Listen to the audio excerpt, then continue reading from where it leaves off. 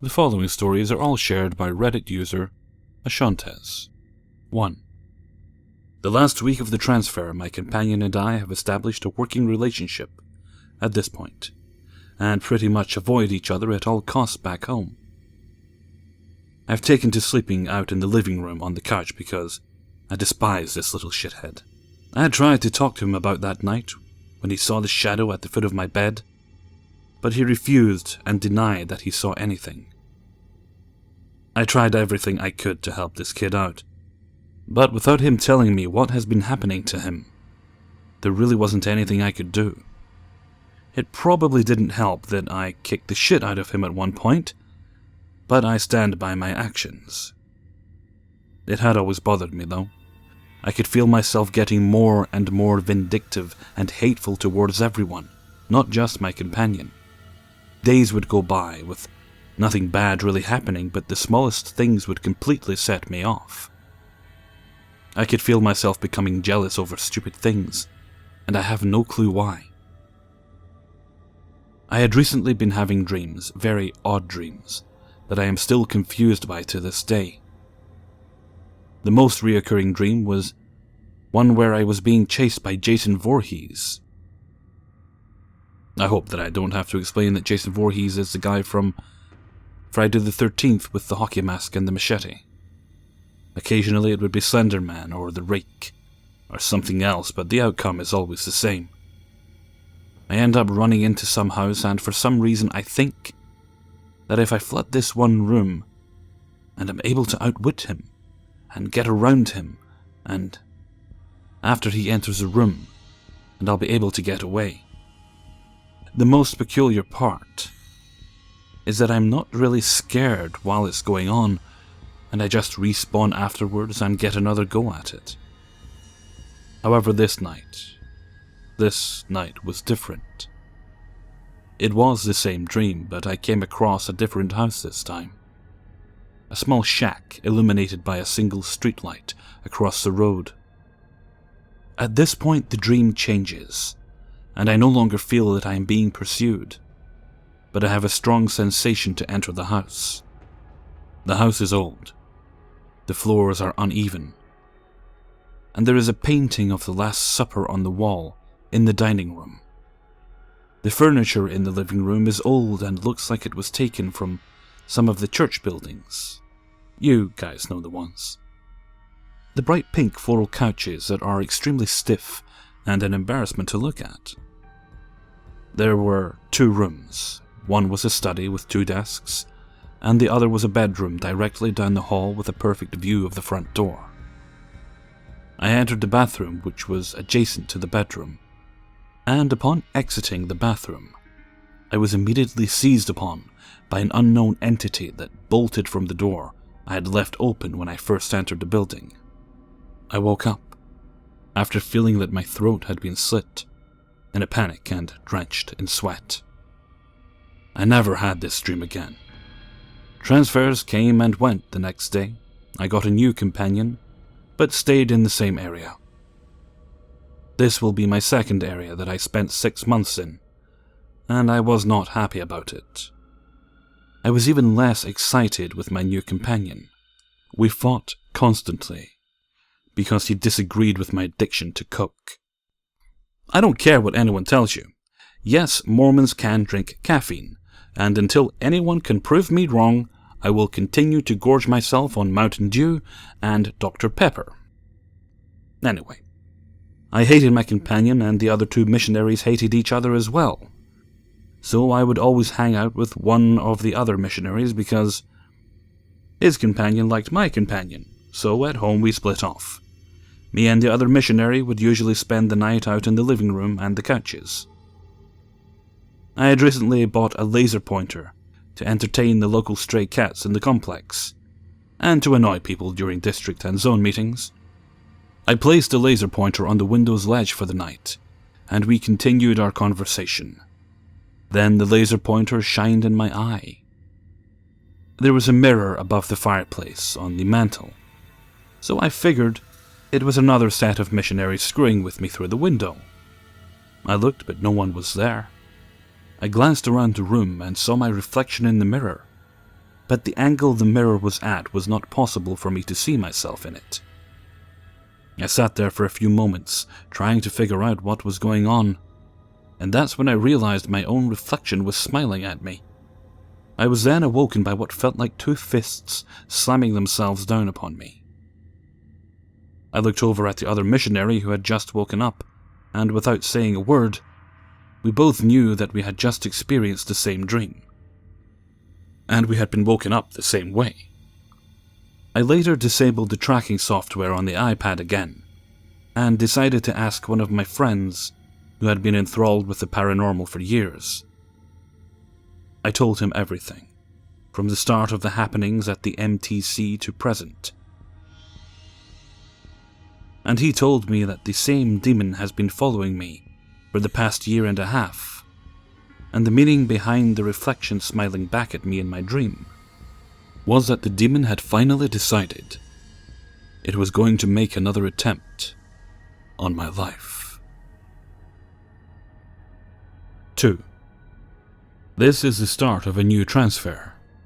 I spent the last 6 months in my previous area with 3 different companions, and needless to say, I was ready to be home.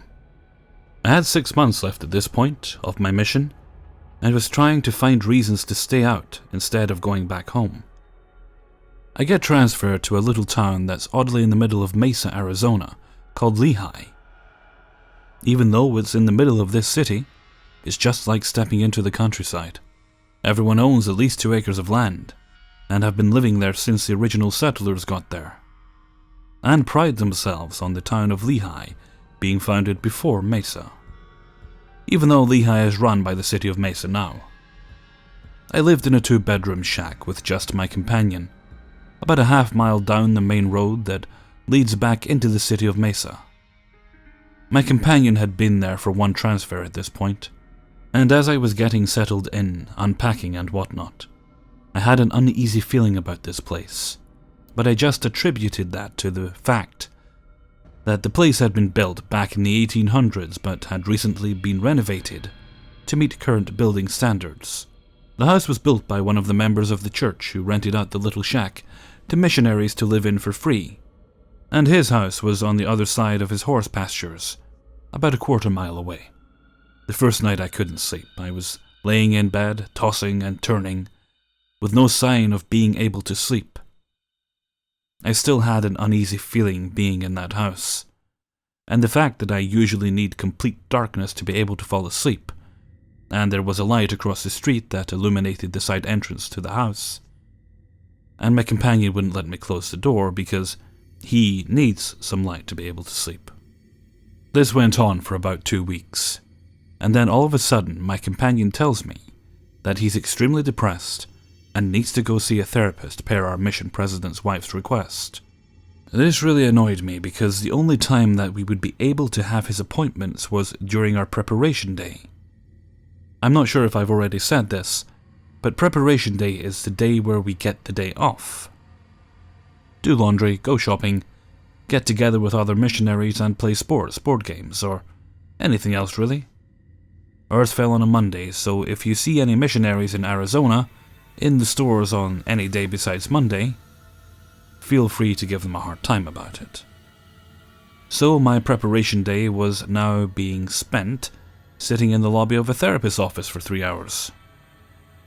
Before you say anything about how insensitive I am regarding this situation, or tell me I'm an asshole for being upset that he is trying to get help for his depression, let me beat you to the punch. I'm an insufferable asshole, and really don't care what people on Reddit think of me. Shortly after my companion got his depression medication, he became extremely sick. Now, I've been on depression medication, and I know what sorts of things it can do to you. I tried 3 different medications, and they all just made my depression worse or completely knocked me out for 12 hours at a time. I guess they figure you can't be depressed if you're in a coma. So I stopped taking it myself and found other ways to try and combat my depression. As my companion refused to leave the house for any reason, besides going to the church building down the road, which we had the keys to, and staying there from 10 AM to midnight almost every day, I started cleaning the place up. on the days where he didn't want to get out of bed. The time was around 11 p.m. I couldn't sleep and was hungry, so I went into our study room where I kept my stash of food I didn't want my companion to steal, and since I kept the lights off up until this point, I ran into my desk. Once I entered the room and heard something fall off of my desk, I turned on the lights, and sure enough my Rubik's Cube had fallen off and rolled under the desk. I went to retrieve it and noticed that there was something behind my desk, right next to where the wall meets at a 90-degree angle. I moved my desk back and grabbed whatever it was, and upon inspection, it was a puzzle of Leonardo da Vinci's The Last Supper that someone had glued together so the pieces wouldn't separate. My mind flashed back to the dream I had months before, to where I came across this 2-bedroom shack with old furniture in the living room and the painting of the Last Supper on the dining room wall. I was living in the same house I had seen in my dream, when I had never been in this part of town at all before. I raced back into my bedroom, slammed the door behind me, and hid underneath the covers like a child who was afraid of the dark. This obviously woke up my companion, who demanded to know what the hell was going on. Midway through his question about why I was slamming doors, he saw the puzzle on the floor and asked where I found that. I told him that it was behind my desk in the study, and he said that he figured his last companion took it with him, since it used to be hanging in the dining room before, but he moved it into the study shortly after he got there 3 months ago. 3. Ever since I found the puzzle of the Last Supper behind my desk, I had not been able to sleep. I contemplated talking to my companion about what the real reason for my uneasiness in that house was.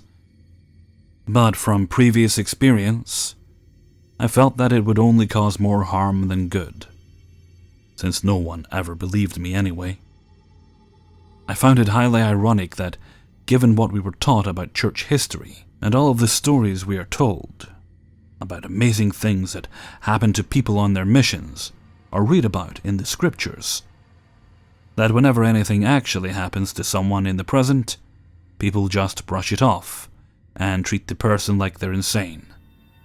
So much for believing in modern revelation, right?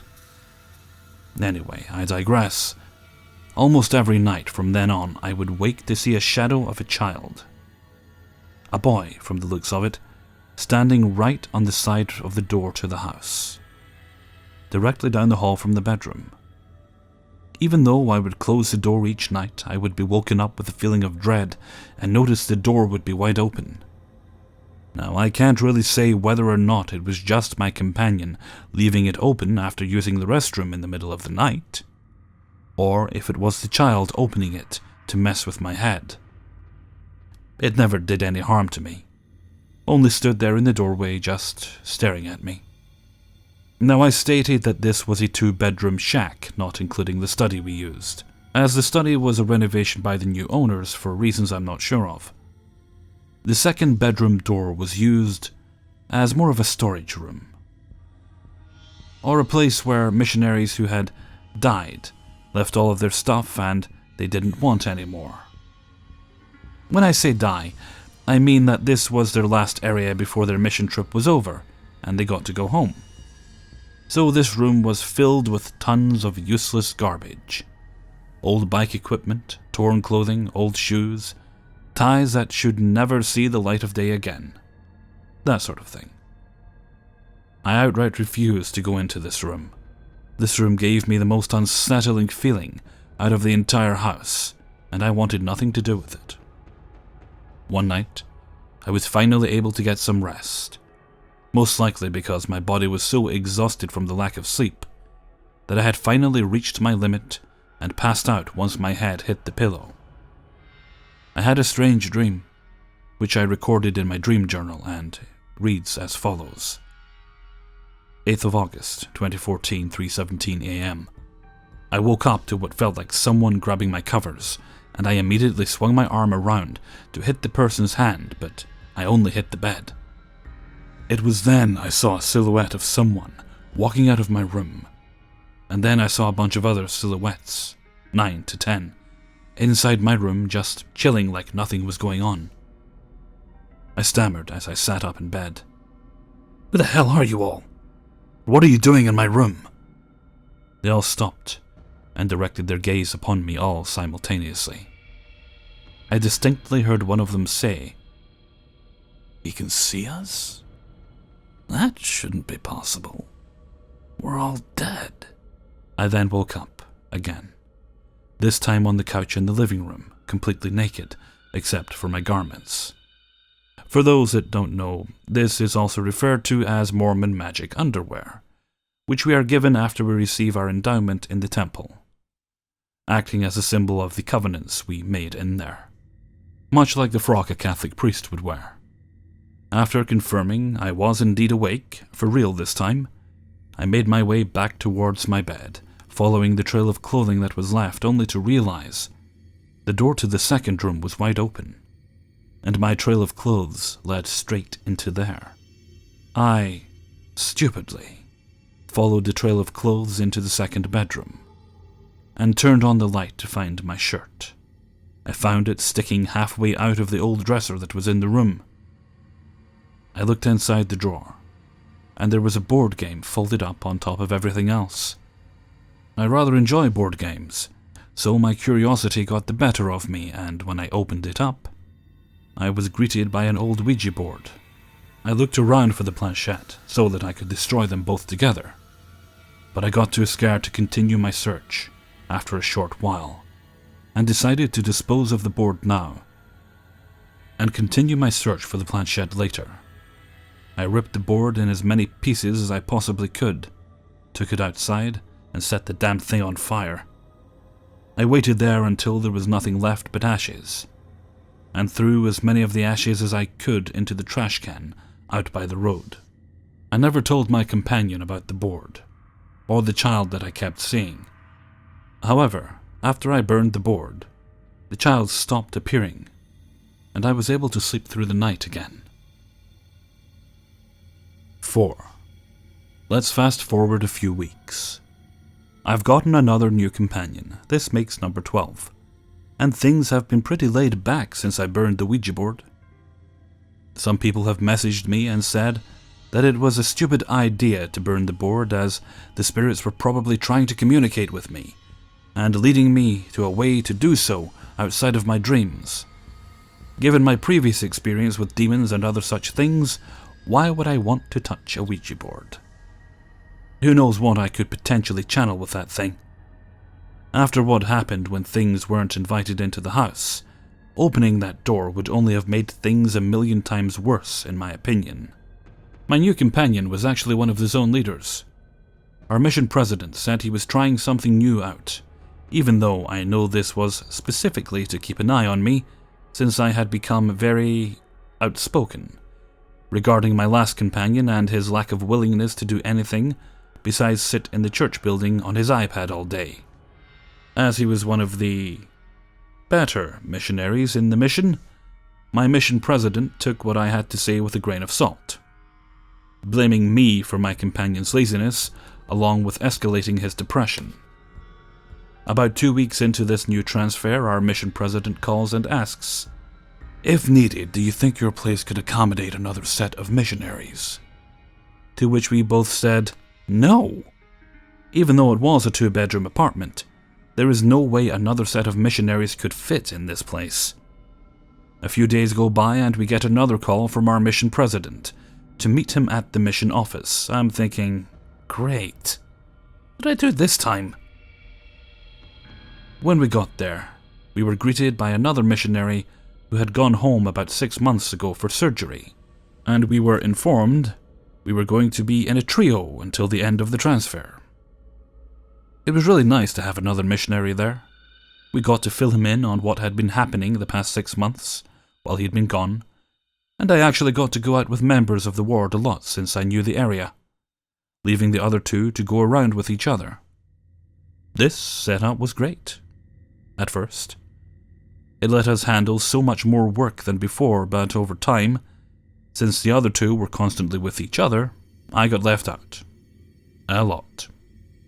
They'd spend hours talking about football, basketball, and hockey once we came in for the night. I would watch the Bronco games with my dad, but I didn't know any of the players' names, plays, stats, or anything besides who won and who lost. So I'd usually go into my bedroom and read, or write in my journal, leaving them to talk the night away. One night, a large monsoon had blown in. We decided it was best to stay put in our house and not risk going out. At first it was nice, watching the thunder roll across the sky, as if we were watching a grand battle taking place above the clouds. We had moved one of the mirrors into the living room a few days prior. I'm not really sure why we did this, but it was there. It was one of those mirrors that they put on a sliding door that you could move to get into the closet behind them. So it was about 7 feet tall and 3 feet wide. The storm had subsided for a moment when all of a sudden, the mirror shattered. It was in a frame, so no glass went flying too far, but it still scared the crap out of everyone. The other two wanted nothing to do with it, so I started cleaning it up. I was bored, so I started trying to piece it back together as much as I could, putting the larger pieces back into the frame. The other two came back into the living room and watched me. When after about 10 minutes of doing this, the new missionary exclaimed, "Dude, it looks like someone punched the mirror!" And upon inspection, there was a very defined impact point off to the left side of the mirror, where all of the cracks split off from. Out of the corner of my eye, I see a shadow move down the hall towards the bedrooms, and before I could say anything, the new missionary says, "What the heck was that?" Pointing towards the dining room where I saw the shadow move from. He repeats, "What was that thing? You saw it too, right?" Directing his question at me. I said that I didn't see anything, and that he's probably just freaking out because of the mirror breaking. After all, this wasn't our house. Everything in here belonged to one of the members of the ward. And when they found out this thing had broken, well, let's just say he wasn't the forgiving type. Neither I nor the new companion slept that night. He was tossing and turning in his bed, would get up at all hours to either use the restroom or sit on the couches in the living room. This went on for the next couple days, and one night I woke up, noticed he wasn't in his bed. So I went to see if he was in the living room again. He was, sitting there tossing a tennis ball up in the air and catching it. I suppose my presence startled him, as once I rounded the corner he jumped, and the tennis ball hit him square in the nose and rolled under the couch across the room. We sat up and talked about what had been bothering him, and I confessed that I had seen something the night the mirror broke. I told him that there isn't anything to worry about, but then he asked me a question that sent shivers down my spine. "Have you seen the kid too?" I didn't need to respond. He could see the goosebumps cover my body, and all the hair stand on end as soon as he finished the question. He threw a pillow at me while exclaiming, "Why didn't you say anything before?" I stayed silent. What was I supposed to say? "Oh yeah, I've had demons and shadow people following me for the past 20 months. He asked again, "What was it?" I didn't think demons could come into a place that was blessed. "You have blessed this place, right?" I again didn't answer. Of course I had blessed the place before many times. He threw another pillow at me. "What the hell, man? What have you been doing out here? Is that why the president has you being babysat by one of his own leaders?" "Fuck you," I shouted at him, while throwing both pillows back at him as hard as I could, and began to walk into the bedroom. "Elder, wait," he said. "I'm sorry. I shouldn't have accused you of messing with demons, but seriously, what has been going on out here?" "Don't worry about it," I said. He seemed to be handling everything just fine, and went back to bed. I guess my shouting had woken up our other companion, who I passed in the hallway as he was exiting the room. "What is going on out here?" he asked. "Why are you two shouting?" "I don't know, ask your companion," I said, as I moved past him and threw my blanket over my body.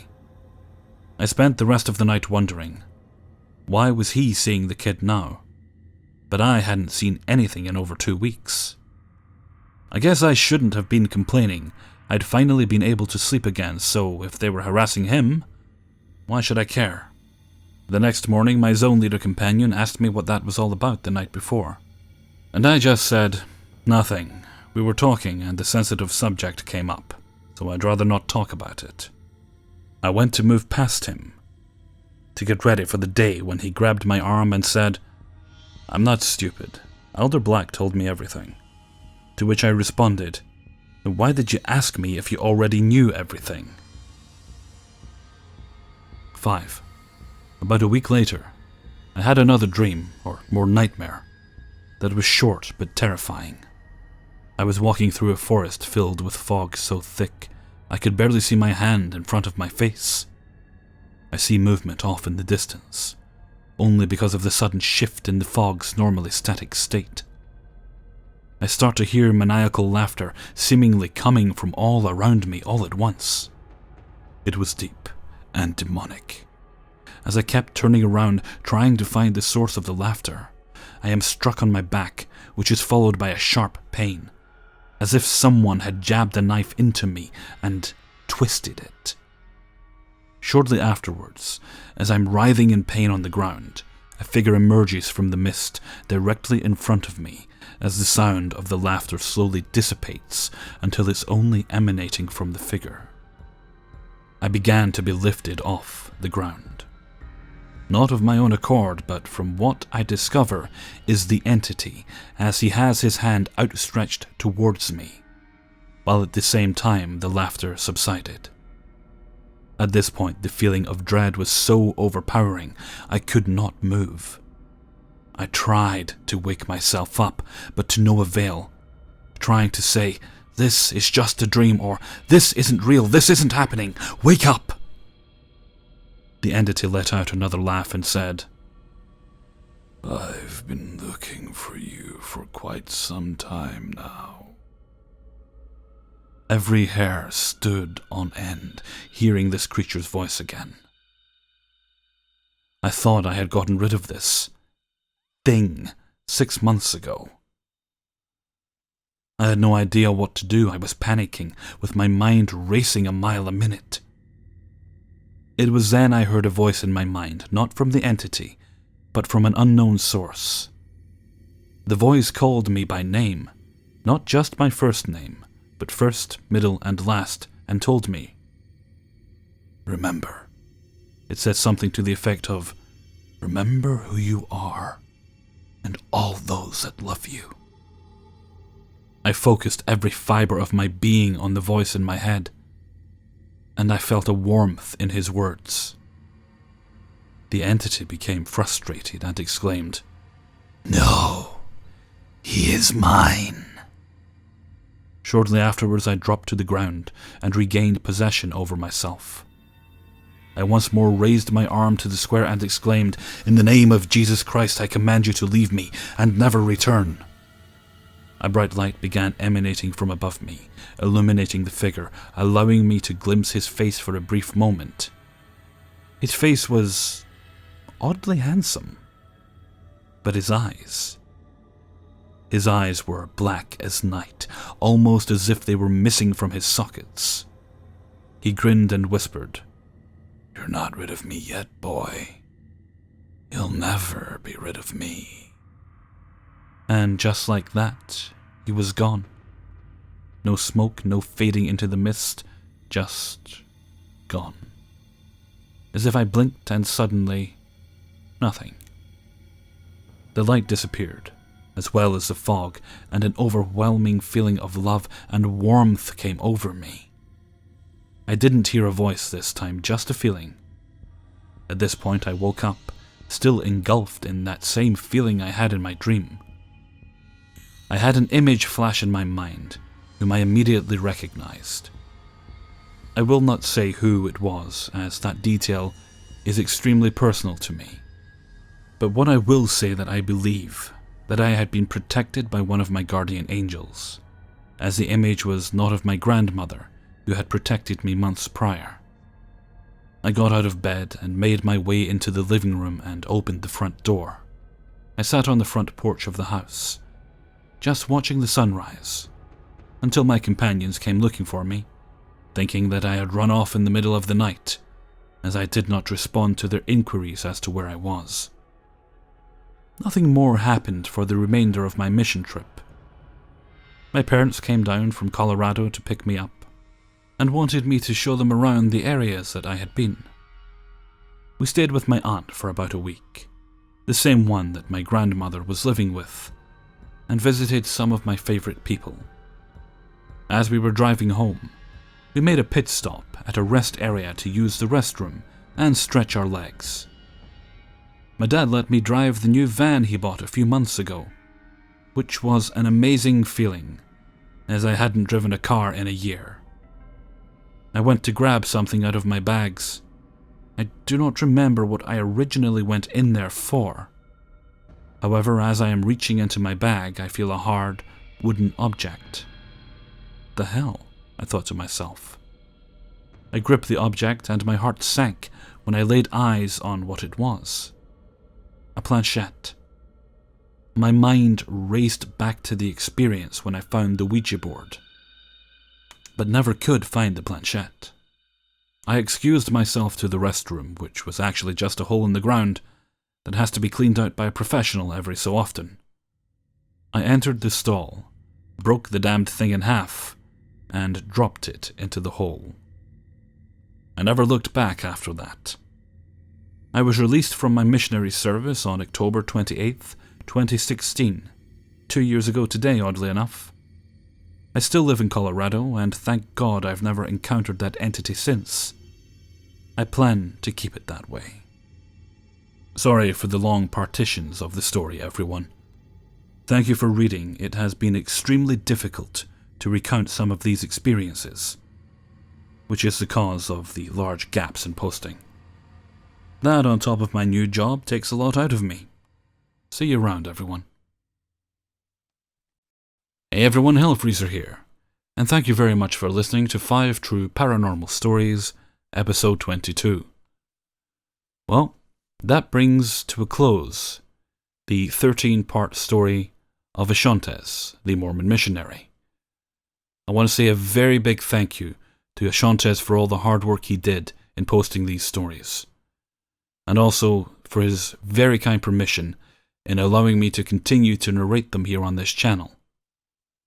If you click through to the links I posted below, you will find in the final story there are links to all the other parts of this story. Now, I have narrated every one of them, but I'm not entirely sure what videos they're in. If someone wants it, I will look through and find the relevant links to those videos, so you can check those out. But perhaps if you have the time, you could click on through and show Ashantes a little love on that last post there. As I said, that wraps up Ashantes' stories, but there may, I say may, not a certainty, may be other stories from other people who have also been on missions that they have experienced odd things that will be telling them to Ashantes, and he has permission to relay them. So, we'll see what happens there. I've certainly enjoyed doing these stories, and would certainly enjoy doing more in the future. They usually go down quite well. I usually let you guys be my guide about, say about 85–90% of the way. Okay, I think that's enough for now, so I'm going to head off. So until next time, thank you very much for listening, and take very good care of yourselves.